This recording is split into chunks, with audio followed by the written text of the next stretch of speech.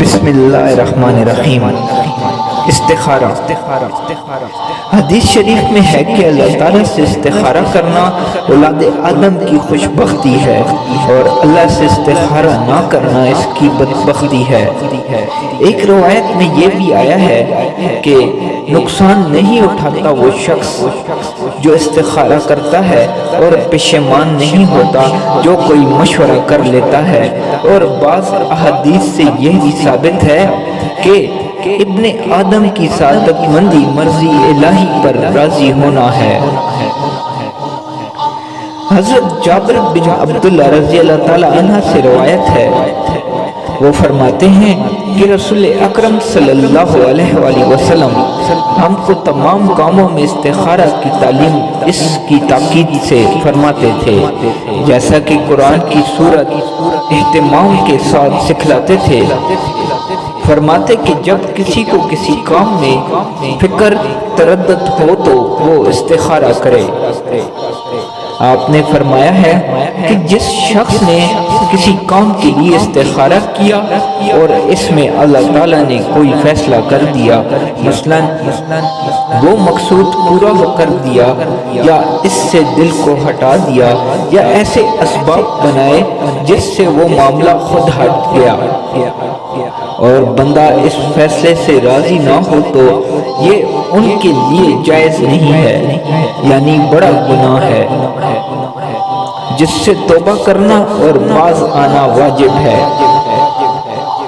دعائے استخارہ کے الفاظ کو بینہ ادا کرنا اور جس طرح حدیث میں وارد ہوا ہے اسی طرح یاد کرنا چاہیے۔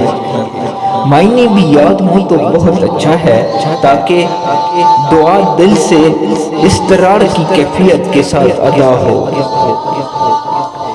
استخارہ واجبات یا محرمات و مکروہات میں نہیں ہو سکتا، کیونکہ واجب کا بجا لانا بھی ضروری ہے اور مکروہ سے بچنا بھی لازم۔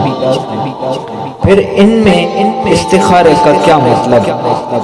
استخارہ صرف مباحات میں کیا جاتا ہے اور مستحبات میں بھی ہو سکتا ہے، جبکہ دو مستحب میں سے ایک کو کرنا چاہیے کہ ان میں سے کون سا میرے واسطے زیادہ بہتر ہے۔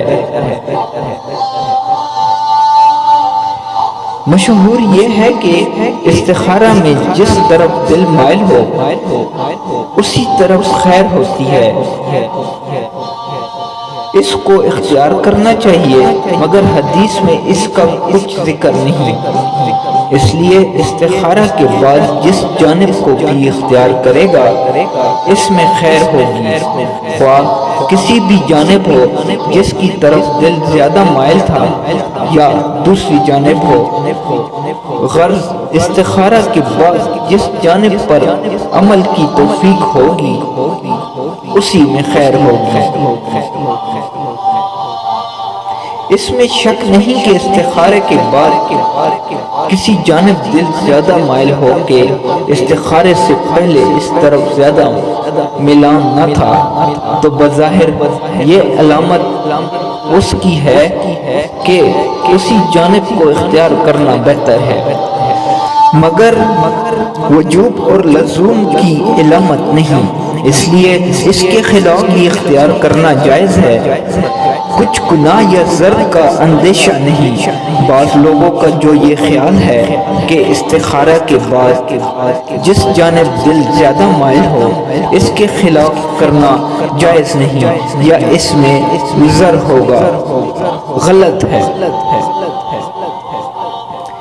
اسی طرح جب تک دل کسی ایک طرف مائل نہ ہو استخارہ کو بیکار سمجھتے ہیں، یہ بھی صحیح نہیں۔